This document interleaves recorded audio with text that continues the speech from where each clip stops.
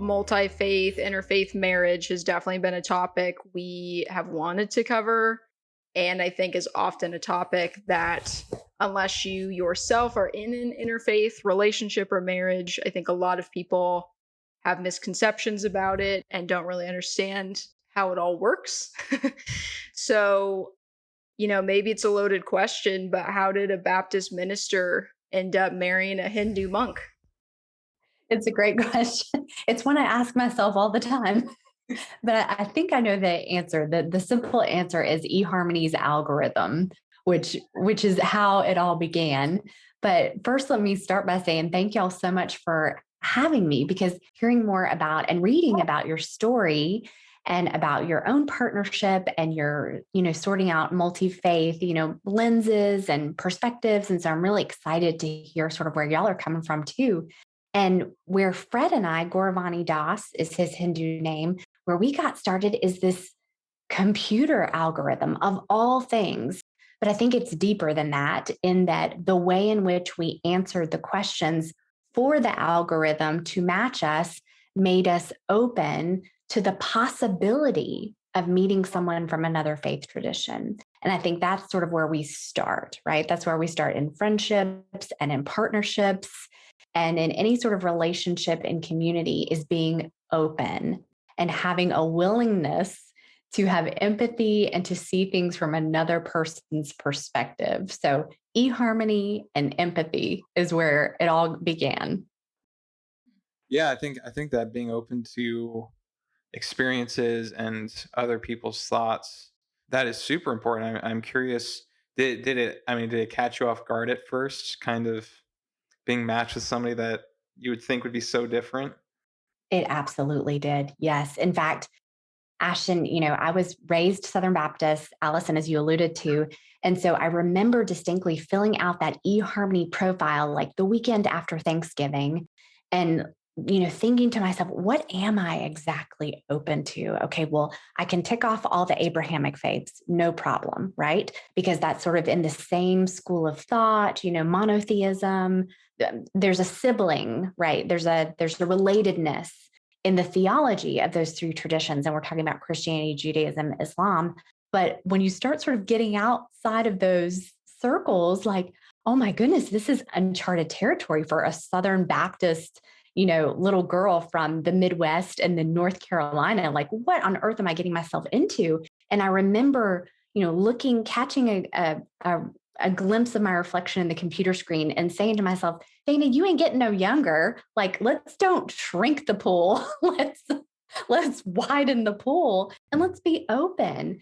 And so then I just, checked all the boxes and said, okay, I'm open to the Eastern faiths. I'm open to spiritual, but not religious.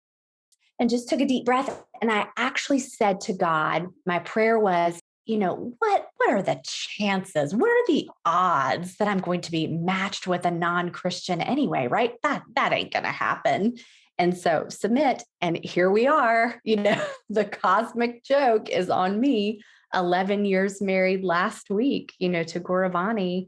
And it's amazing. I highly recommend multi-faith marriages and partnerships because they are rich and deep and beautiful. And I personally believe that they are the future. Yeah, kind of going back to, your thought process of being open to the Western religions, that's more, monotheistic thinking, for you to match then with someone of an Eastern faith. How much did you know about Hinduism, Buddhism, any of the Eastern traditions? Allison, I didn't know much. I had taken an undergraduate course at Salem College, where I got my BA in French and history, but it was just kind of a one-off. It was a requirement. And I've heard your panelists, recently talk about world religions courses and that being the sort of first exposure. And y'all have, I know each of you have studied outside your religious traditions of origin as well. And so that is sort of an entry point. But other than that one undergraduate class, like, I didn't really have any exposure beyond that. And so when Fred and I were typing back and forth inside eHarmony's messaging system, he did not disclose immediately that he was from the Eastern traditions. He just said, I have been a monastic. So I'm thinking, oh, he's Catholic. Okay, not a problem. I got you. And so I'm like ticking through the various orders that he may be, based on his other personality traits. But he finally confessed, like the third message in, oh no, I wasn't a Catholic monastic. I was a Hindu monastic. And Allison, that's when I was like, oh my goodness, oh wow, I have no idea. I don't have vocabulary for this. I don't have a reference point.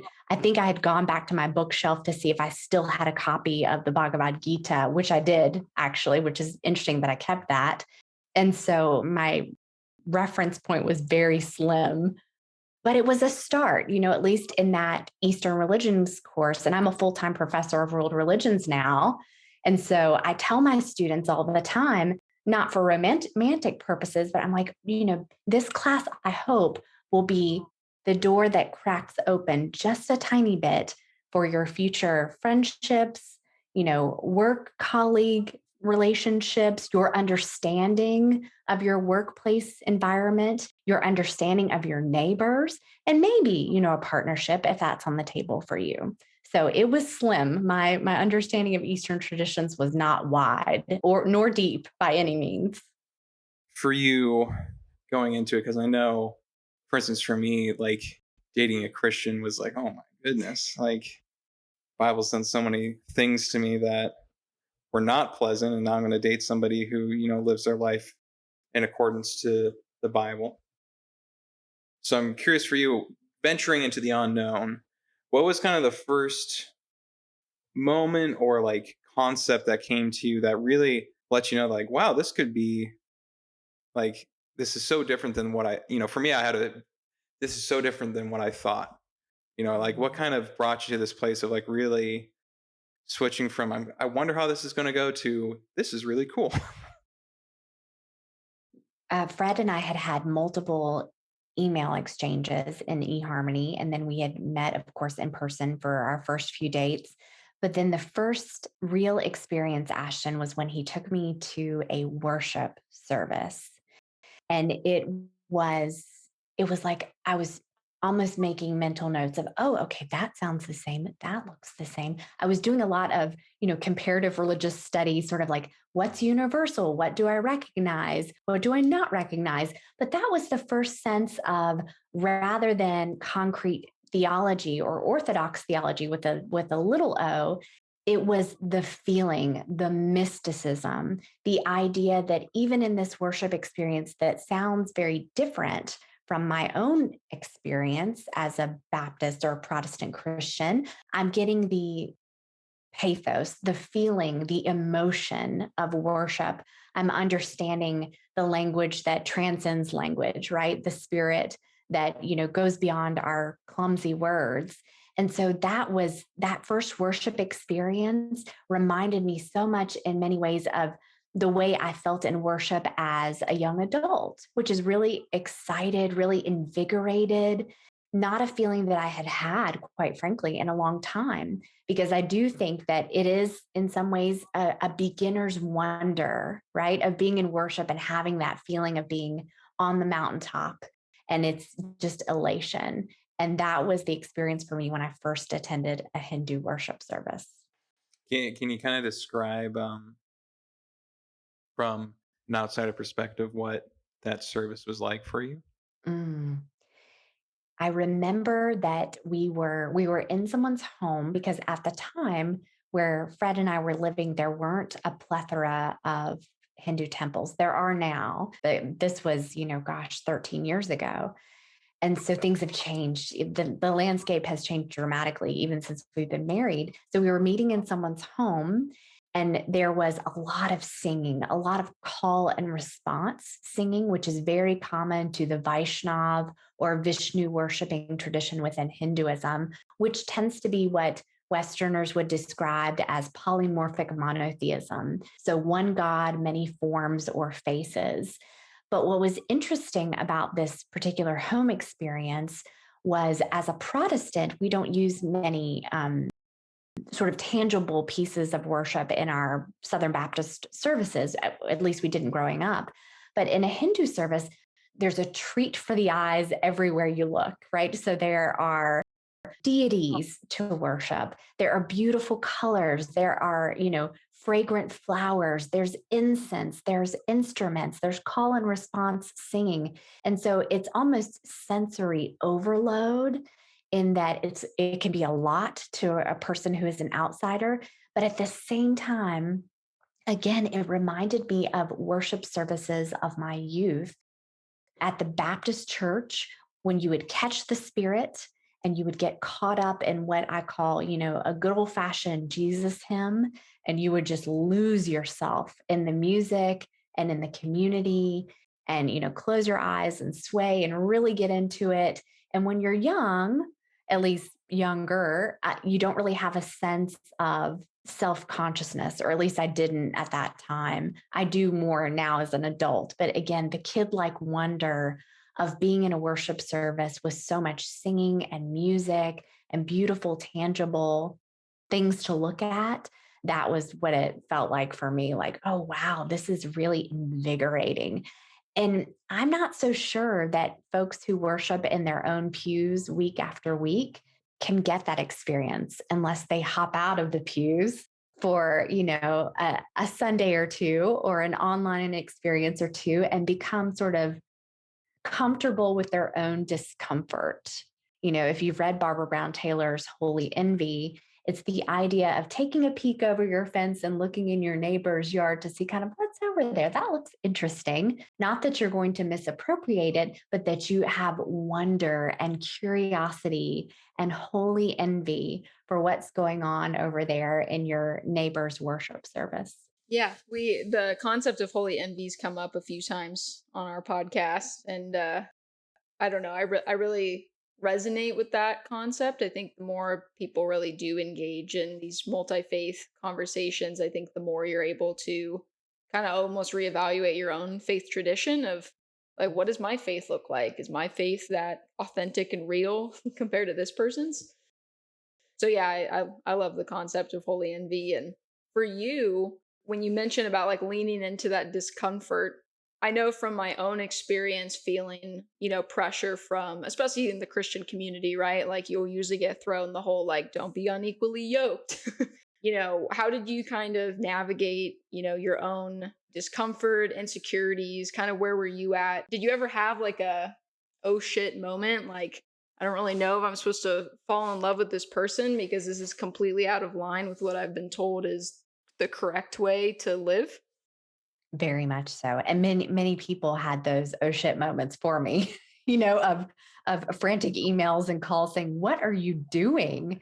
Both from friends and strangers online as well, ultimately after we were married. But, to go back to Holy Envy, Allison, I had seen that on your bio that you're a fan of Holy Envy, the concept as well. And it's the idea that perhaps we don't ask the difficult questions, in our own traditions that we would ask from the comfort of our own pews. So the idea that we have to get outside of ourselves and balance the view of insider outsider perspective in order to ask those difficult questions, because when we're sitting with the same people week after week, virtually or otherwise, it's like, are we going to challenge ourselves? What do we really think about the Gospels? These are some tough lessons. Like, this is some hard shit. Like, what's going on here?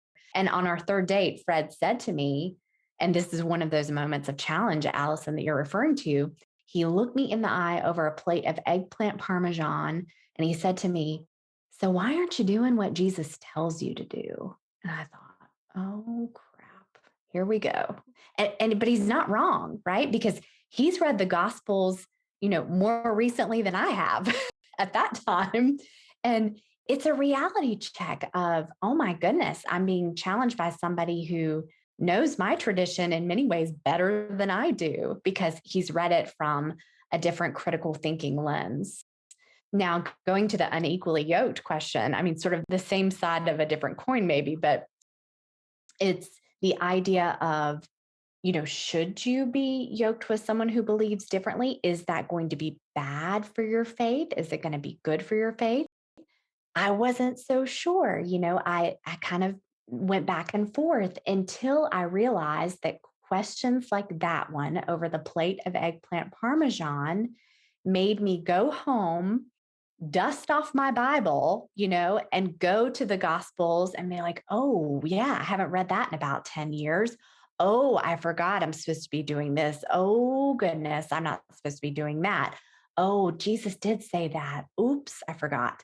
It's that idea of, I hear the folks who say the unequally yoked, like, oh, you need a believer in your partnership, but I'm not so sure. I'm not convinced of that. I actually think it's the opposite, because when someone's willing to challenge you from an outsider insider perspective, you are more willing to sort of dig in and do some questions and some studying that you would not otherwise be challenged with, because again, you're sitting with people who believe the exact same thing that you do, at least on the surface, right? And so it's this idea of having a partner who believes differently from you helps you ask the hard questions, because they're going to ask you the hard questions and you're going to ask them the hard questions. And so unequally yoked, which wasn't really Paul's intention anyway. It's not a passage about marriage, but I only know that because I went back and like looked at, dusted off my seminary books and like figured it out and, reread the Greek and, all the stuff that we were trained so well to do at Duke. But it's like, I wouldn't do that if people didn't ask me about unequally yoked, or if Fred hadn't asked me about the Gospels. And so, there's something to being in partnership with people who are going to help you think critically about your faith, which doesn't lessen your belief system. I think it actually strengthens it, because you're beginning to figure out, what are the premises? What is the evidence for my claim, for my argument that I am a faithful Christian? I need evidence for my claim. Okay, let me go back and refresh my memory. Why am I a part of this faith tradition? And, folks who hold that mirror up to our faces are very, very valuable. I totally relate to, the argument of saying that, being in constant relationship with someone who is, putting your beliefs on, not on trial, but right, they are asking you probably deeper questions than someone of the same faith tradition would. That's been greatly beneficial to my own faith. Like, I've done spiritual direction for the last year, only got into that because I would watch Ashton do meditation, and I was like kind of jealous of it. Or I was like, man, like, I want that. Like, I don't really have that practice in my faith, and so I definitely, can totally relate to it. I feel like it's deepened my not only my own personal faith, but also just understanding, because you do have to go back and be like, well, do I really believe that? What does unequally yoked mean? And I do think, from just experience and some other, multi-faith couples I've talked to, I think oftentimes the unequally yoked topic, people view it as a label, right? Where it's like, oh, well, we both identify as Christian. But if you think about the spectrum of even just Christianity, like, what does that even mean, right? Because a conservative Christian and a progressive Christian in many ways have like two completely different faiths. So I think a lot of it comes down to more of just like how your own personal spiritual practices are playing in, than more of the label. And I think people get really stuck on the label and then realize maybe 10 or 15 years into their marriage that, oh, we're both Christian, but we like don't see eye to eye on gay marriage. Maybe that was something we should have talked about. So I really just relate to that. And on top of that, too, with the I think that unequally yoked, it's such a weird one. I think because it gets slapped on things so fast, but it's interesting, kind of looking back at that. It definitely seems more applicable as somebody's appreciation for spirituality. So if somebody believes that spirituality is really important, and they're with an atheist, who, especially, there's plenty of atheists. There's atheists that respect spirituality. There's atheists that think spirituality is dumb. That might cause some issues. But I've found, especially people with part of the modern society, if you both appreciate spirituality in general, then you're likely, no matter what your spirituality is, going to appreciate each other. Very well said. Very well said. And I love that. Love the example that y'all gave in your own partnership of holy envy for one another's spiritual practice. That, Allison, you said seeing Ashton practice meditation made you go deeper internally and seek something within your own tradition, like spiritual direction. And that is, something that I think is beautiful about students learning about the world's religious traditions. about folks learning about various spiritual traditions, indigenous traditions. It's the idea of, oh my goodness, we're all seeking, we're all on a journey. And if someone is inspiring you to go deeper in your journey, my goodness, what could be wrong with that? That's beautiful. That's absolutely amazing. And as long as we do it with respect and we understand that there is a spectrum of practice, there is an insider and an outsider perspective, I think that it's a wonderful, beautiful thing because we discover sometimes what's within our own tradition. Like Allison, there's a rich meditation tradition within Christianity that goes back to Hesychasm and Greek Orthodox and all Orthodox traditions. But this idea of gazing at God and meditation, obviously within the Eastern traditions, and so it's beautiful because we don't want to say that all paths lead to one thing because that's too simple, right? That's too watered down and it doesn't necessarily show respect for their differences. But I do think, again, going back to holy envy and going back to Ash and what you said, an appreciation of one another's practices and belief systems is really powerful. And I think it's the way forward. I really do. And I see that in my students who are, 18 to 26, and they are so non-binary and fluid and on the spectrum of everything. And they are just willing to consider and embrace and look through all kinds of lenses without misappropriation. But again, really appreciating, oh my goodness, someone out there does it this way. What could that mean for me on my path? No, I totally agree. I think part of it too, it just seems like the natural evolution with like where society is going and all the advancements we've made with empathy, and like empathy just being such a more important skill to have. And also I think a huge one that I've seen like with our relationship, and I'm sure you've experienced, is the having an equality in the relationship, where I think in an older society it was very much the man is right over the woman, and so the man has to make sure she follows what he does, and then it changes now that people are able to be their own individuals and nobody's in charge of another human being. I think has just created so much room for these kinds of explorations. Mhm. Room is a good word. Room for exploration, and we're getting. I mean, some folks are going to double down on complementarianism and traditional gender roles, and they're not going to be willing to explore these sort of fluid spaces. But I think for the most part, my sense, as someone who is in we'll call it virtual classroom for now, but who is with folks, the future leaders, right? It's they're going this way.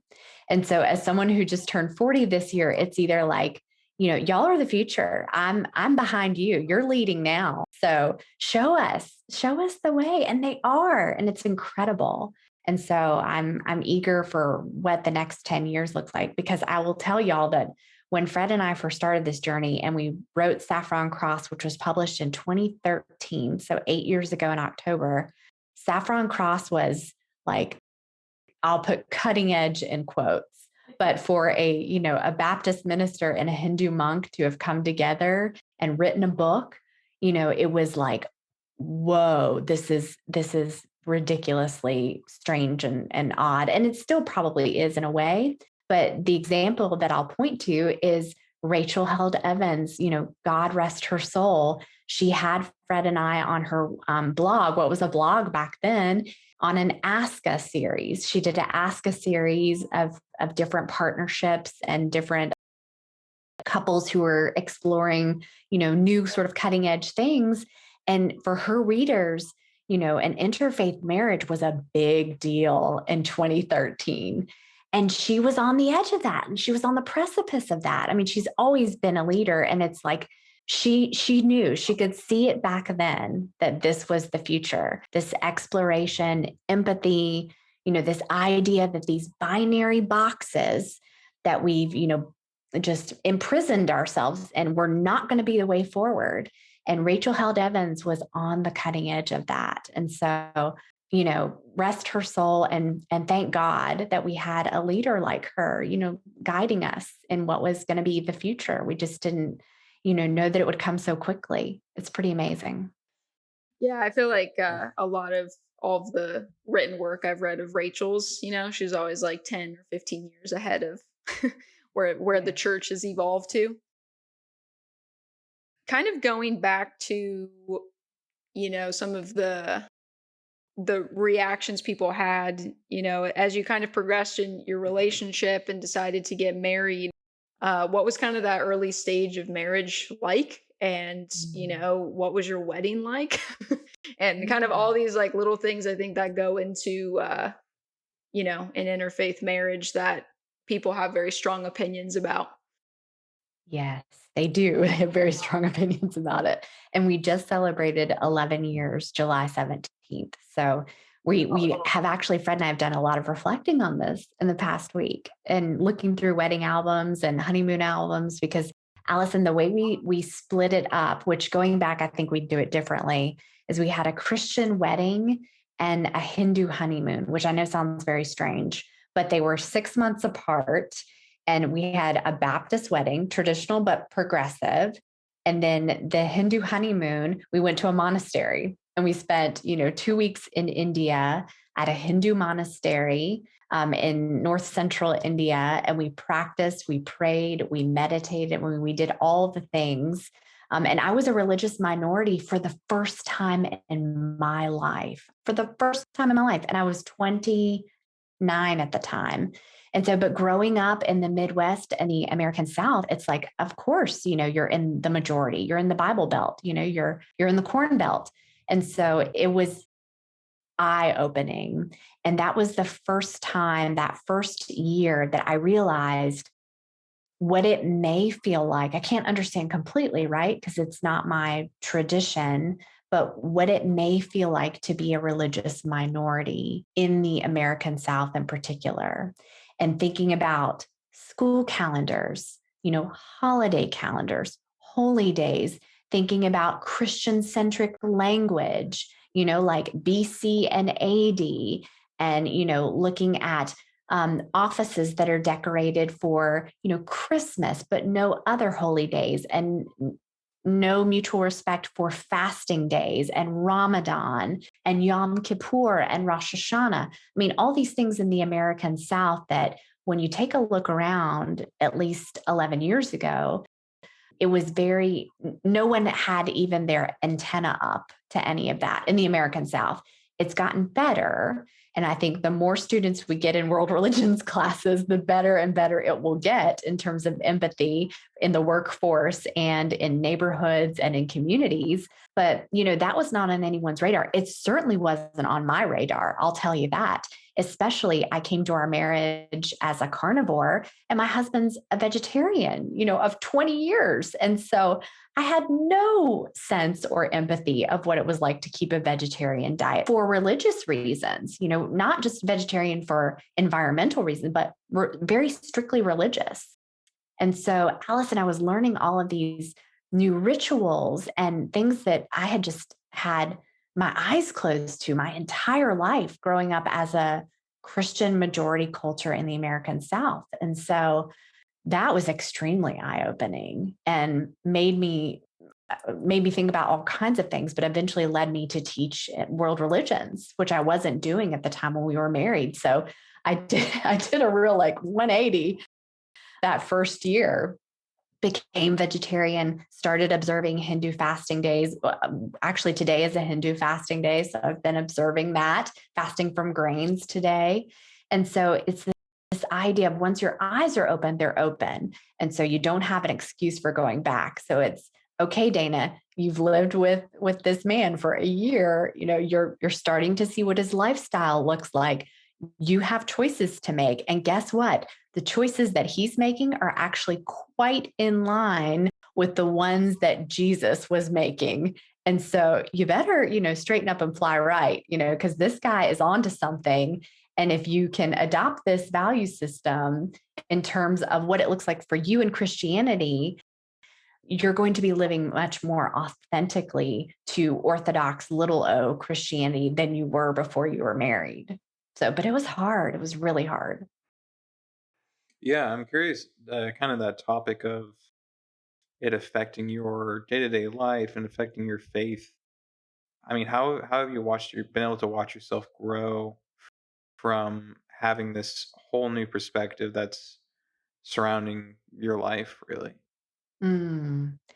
I think I'm much more detached from the label of Christianity. And I was listening to your multi-faith panel and, hearing the atheist speaker speak about ego, right? And thinking about the detachment and sort of an ego effacing tradition, which Eastern philosophy is extremely ego effacing. And so I'm much less holding on for dear life to my Christianity, big C. Not that I don't identify as Christian, but I'm much more willing for there to be lots of room at the table, because there is. In fact, there is no table, right? Because if there's a table, somebody's got to own it. So there's not even a table. We're here and there's plenty of room for everyone. And I did not feel that way 11 years ago. And Hinduism has taught me that, because Hindus are extremely inclusive, at least the ones that I have encountered in the United States and in India, extremely inclusive of all traditions, because it's a very large umbrella with lots of diversity underneath the umbrella. And it's an ancient tradition. And so, by its nature, it has a lot of inclusivity from growing and stretching over the centuries. And so I would say that I have become sort of a bigger tent Christian, in that there's plenty of room. But that first year, when you're hearing folks say you're going to hell for sure, it took me a long time to say, finally get up the courage to say to them, well, if that's the case, I'll see you there, because, we'll be there together. Like, just kind of like, I'm happy with my choice, and this is the choice I've made for my life, and it's been wonderful. I wouldn't change it for the world.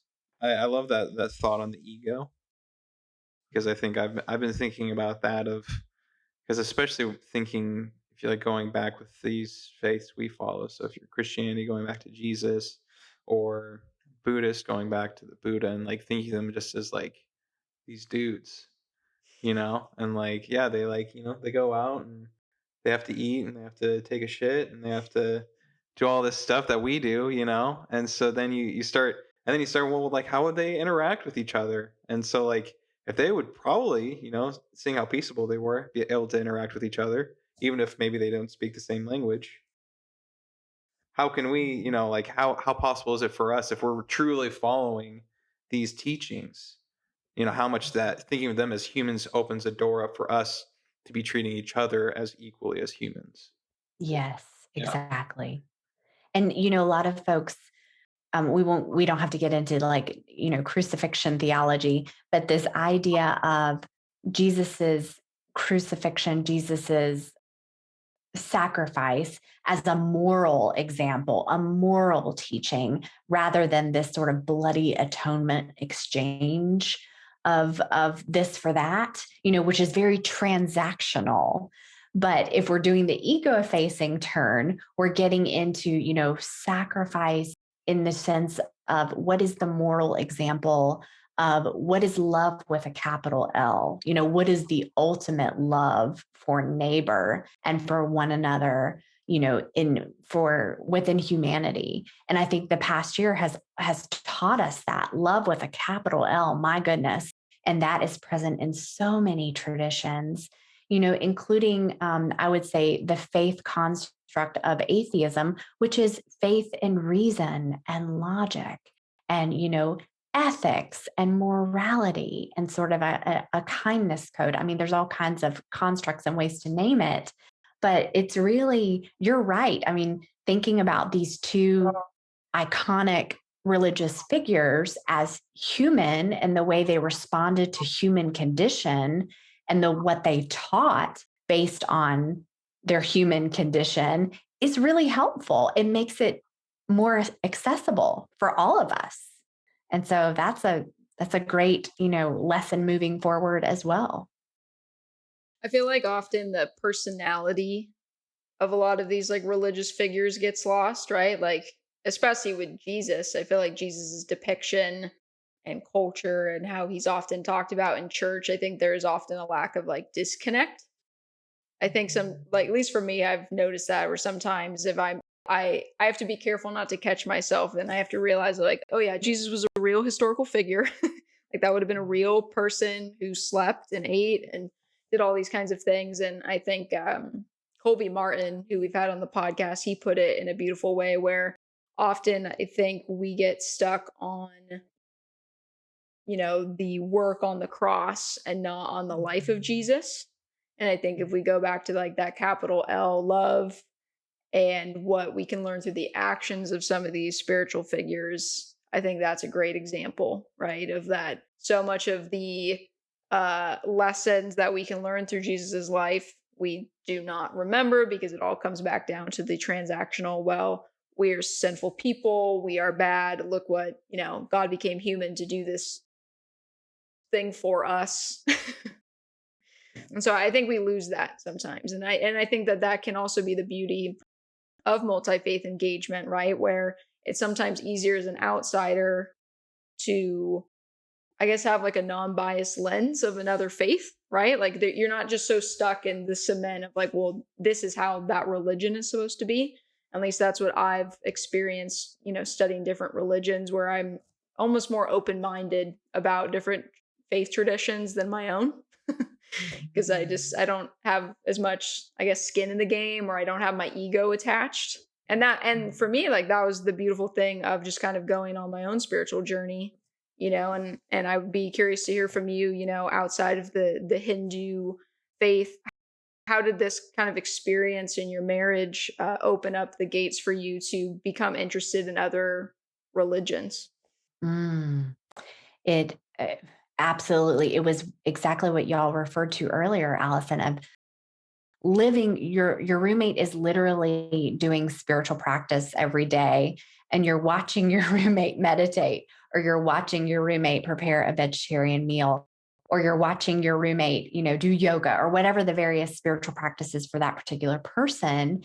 And you're learning of, oh my goodness, wow, this is very different and this is new. And like you said, it's pause for being self-critical of, well, is my tradition calling me to do something that is, sacrificing meat eating or sacrificing time to do spiritual practice? Or so those were the sort of seeds that were planted along the way for me in terms of looking at my own Christianity through a different lens. And ultimately, that led to a book called One Breath at a Time, A Skeptic's Guide to Christian Meditation, which was this entire journey of me watching Fred Gordavani Das have a 20 plus year meditation practice wherein, he was waking up at 4 a.m. And when he was a monastic, he was meditating 2.5 hours a day, which is just phenomenal to me. It still is.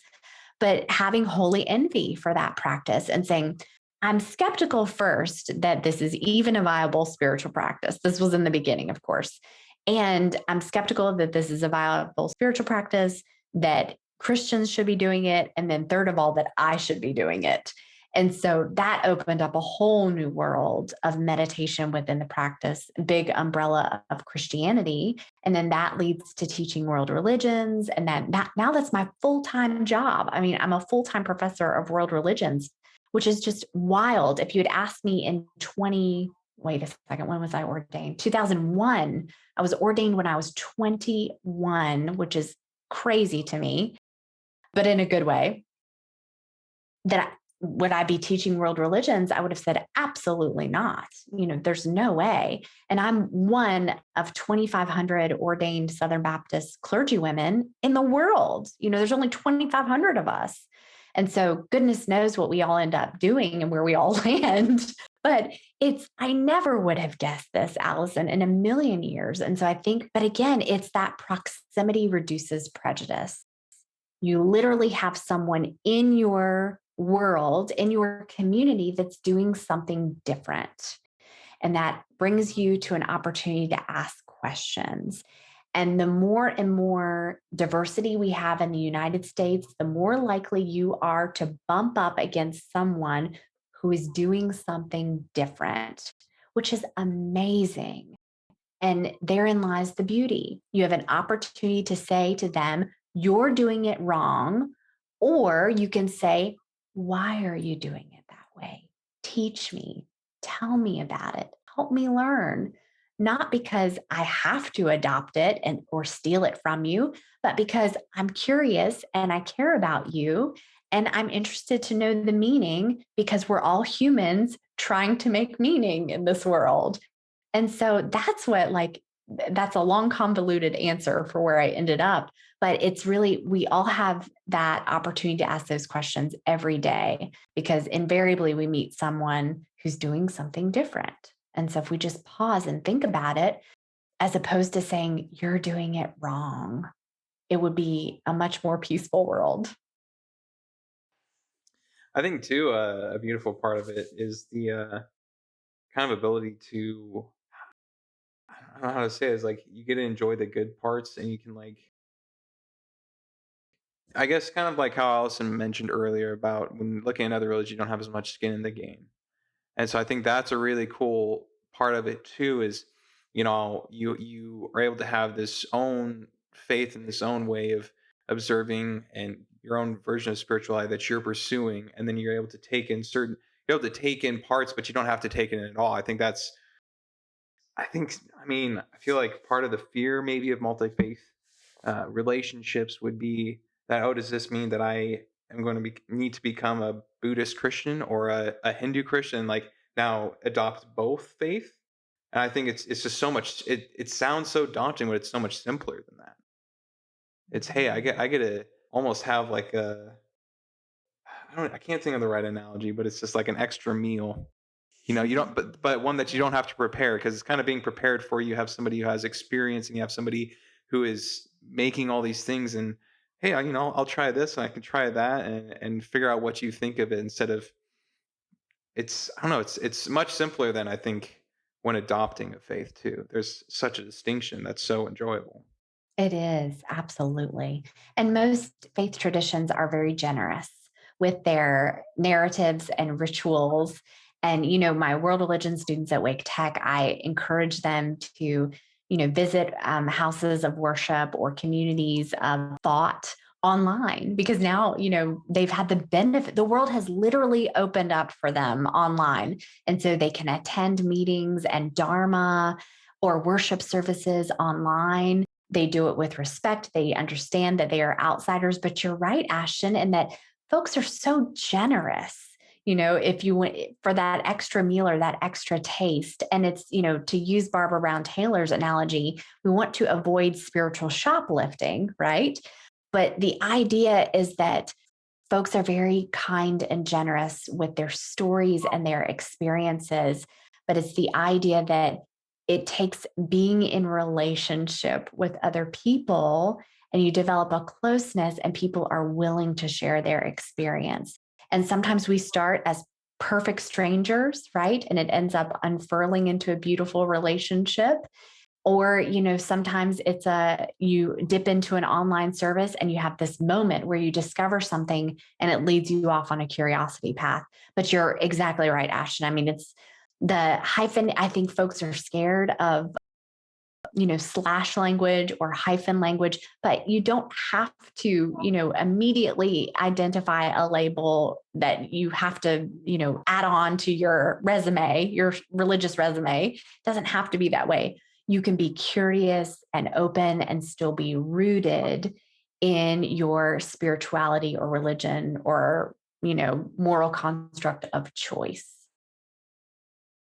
Yeah, and I feel like in the Multi Faith Matters webinar that you mentioned earlier, we did a poll and it was kind of like, what's the one thing that holds you back from engaging in multi faith dialogue? And I'm pretty sure it's like 85% of people that registered said that they were afraid of what they'll find. if they do engage. So I think it's this interesting balance of like, for I think multi-faith engagement to really work, you have to have like the openness, right? Like openness to understand someone else's worldview, but also this interesting like confidence in yourself and confidence maybe in your like current belief system, but having the confidence in yourself enough where even if you do change, that doesn't mean you as a person is completely different. And I think that that is something, and I can only speak to the Christian tradition, but from my experience with Christian friends and being in a Christian community, that seems to be an issue. I think it's that fear of like what I will find if I do talk to someone of a different faith, right? And what if, they have an answer to a question that my Christian faith can't provide? It doesn't fulfill that void. And so I think it's just this interesting balance of, I don't know how we solve that in spiritual spaces of like, how do we provide people and equip them enough to feel confident in their personal faith? I don't know. But I feel like that is that balance, right? Of what Ashton was talking about, of like the openness, right? And embracing that extra meal in the day, while also having, I think, confidence in your personal faith. And I think that's something Eastern religion just does much better than Western faith. Because Eastern has both that community aspect, but it's so much about your personal spiritual journey. And that is the root of kind of your whole experience compared to Western faith, which I think a lot of people are just culturally, you culturally go along with the tradition. You go to church every Sunday, but you don't really know why you're going to church every Sunday. You wouldn't be able to argue or articulate your faith. So I don't know. That's just something that came to mind because that was something I found interesting with our webinar. I agree 100%. It's what Bishop Joe Bailey Wells would call a walls down, roots down experience. So the idea that your defenses need to be down in order to be open, but you can be well rooted in your faith construct.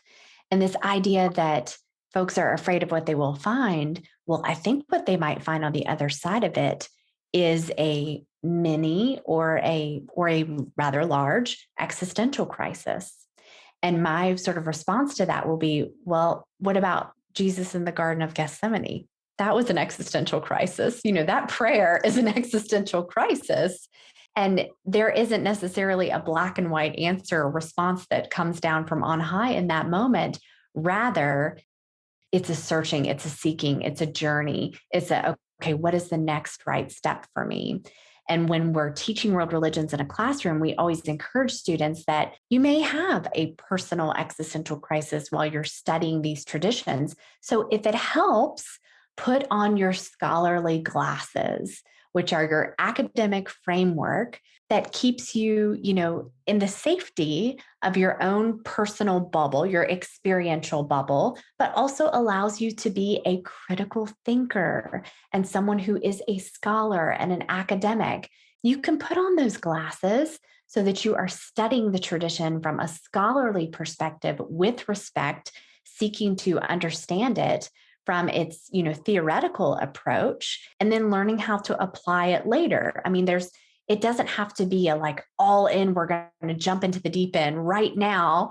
It can be, you can have an arm's length if you need it, use what tools you have. And I'm with you, Allison, on identifying those tools, but also saying to have an existential crisis is not something that is completely, what's the word I'm looking for? It's not absent from Christianity by any means, an existential crisis. And if we read the mystics, certainly, right, we understand that an existential crisis is where the growth is. That's where the deep spirituality is, right there in those cracks. I'd love to learn more about kind of your experience teaching world religion to the students, and what really comes to mind is what are the students with this class, because I feel like it would be a pretty earth-shaking class to learn about all these things. And so I'm curious especially the students, I mean, there's always students that aren't as into it, but especially the students that go into the class who are excited to learn in the class, kind of what qualities have you seen them like have going into the class? And then also students leaving who've enjoyed the class, what do you see, like what changes do you see in the students as they go through this kind of process? They absolutely have curiosity. The world religions class at Wake Tech is a humanities elective, so it's completely optional. It's not required by a program, but it's strongly encouraged by many programs like healthcare, nursing, right? That would be an automatic tie in. And so for many of them, they're curious about the world's religions, but they're also looking for something that may have application in their future coursework or their careers. And then the third category, it might be a student who's been raised in Christianity, but is maybe at a flashpoint within their community or their family. And, Ashton, I know you understand this from a personal point of view too, of when you have those flashpoints in your life and you have conflict within your faith community or your family, that can be really scary and shattering for someone, especially who's 18 years old. And so that's sort of the third type of student. So they're coming in curious, or they're looking for utility, or they've had a conflict and they're trying to navigate it. Now, as they go the 16 weeks over the course of the semester, they are pleasantly surprised. Like, I know that sounds very cliche to say that, but it's this idea of, oh my goodness, I realize that empathy is a thing, love is a thing, kindness is a thing. Oh my goodness, I'm really into, the idea in Islam of surrender and submission into a greater power, something that is beyond me, something that is God, a God I understand from my own faith construct, but that looks a little bit different from what I've known in my Baptist church, and so they find a kinship, a sibling kinship among these traditions, or they discover something completely new that they've never heard of, like, for instance, a type of like deity worship within Hinduism. They're like, oh my goodness, if they were raised Protestant, it's completely new to them. And so again, it reawakens their faith in a good way, and that they realize there are other things out there. There are new things. And it's the word I would land on at the end of this semester is invigorated.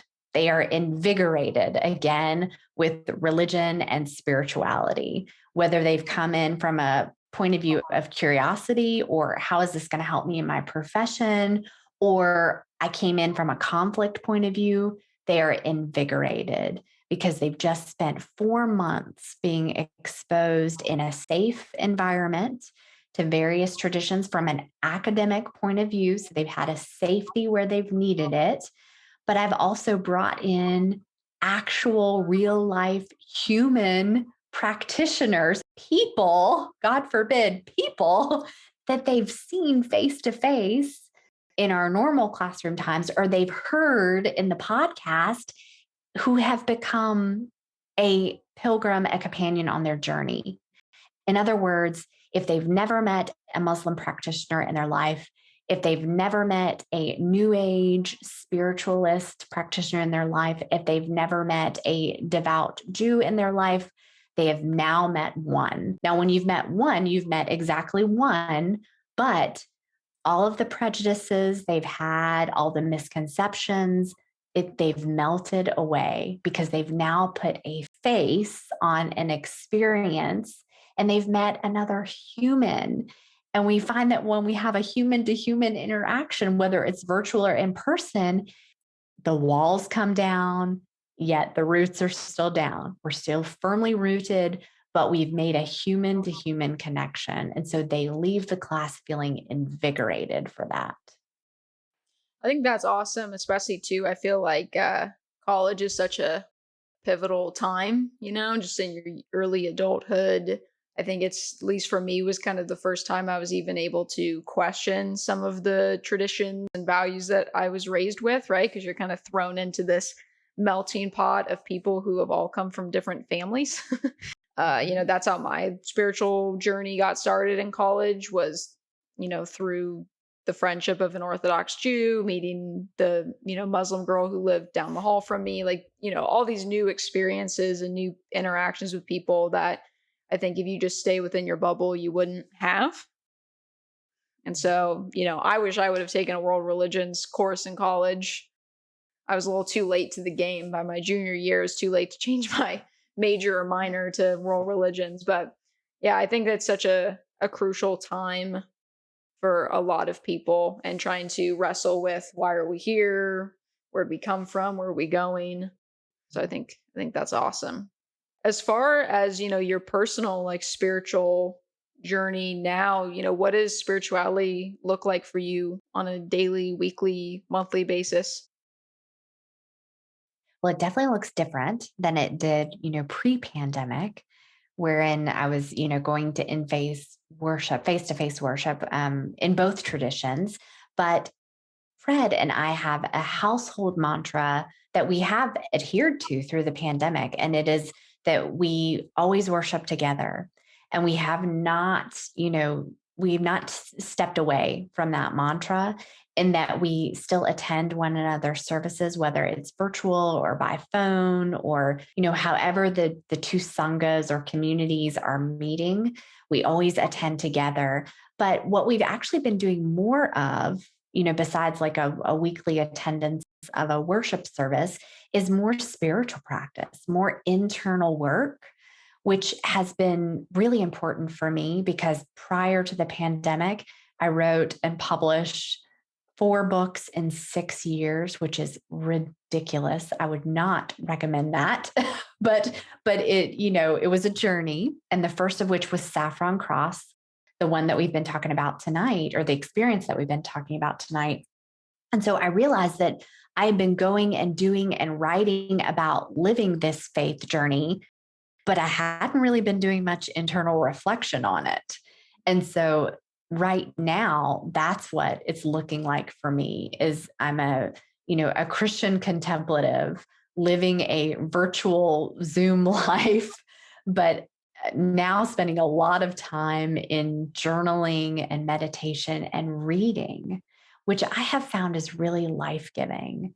And I think, if I didn't have the world religions classroom online and in person before, I would feel a little lost in terms of community. But because the students in many ways have become my religious community, not in a personal way, but they keep me tethered to the readings and to the material and to the concepts. And they remind me of what the various traditions have to say about, Allison, just as you said so eloquently, where do we come from? How do we live? Where are we going?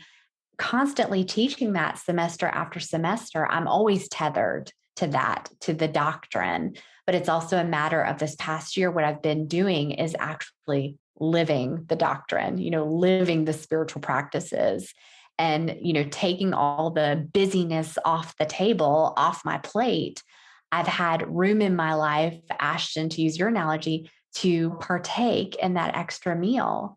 And that feels very satiating in a time that otherwise has been, really empty and lonely and hard and grief stricken. And so I'm very grateful to have the time to, eat that meal very slowly. So that's what it looks like right now. Yeah, thank you so much for this whole conversation. I think it's been super awesome. I'm curious, just to kind of wrap up a little bit. We always like to ask, what's one thing that you would really like people to walk away with, kind of one concept or lesson that can be learned? Empathy is the most important 21st century skill. Empathy is the most important 21st century skill. It doesn't matter what industry you're in, what lifestyle you're living, where you live. Empathy is your first and foremost skill for living in 2021 and beyond. Love it. It's powerful. Yeah. Yeah. Thank you so much. Oh, thank y'all. And thank you for your life together and the example that you are to all of us. You are appreciated. Thank you. Yeah, I think we're just kind of doing our thing, but we're glad that it's helping some people out. I'm sure you can relate.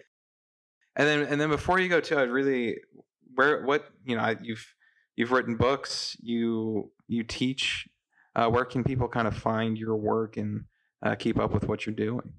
Oh, I'd love to connect with your listeners online and social media, all the things. JDanaTrent.com is the easiest place to find me. It's got all my socials on it. It's got, free resources and all the information about the books. So JDanaTrent.com.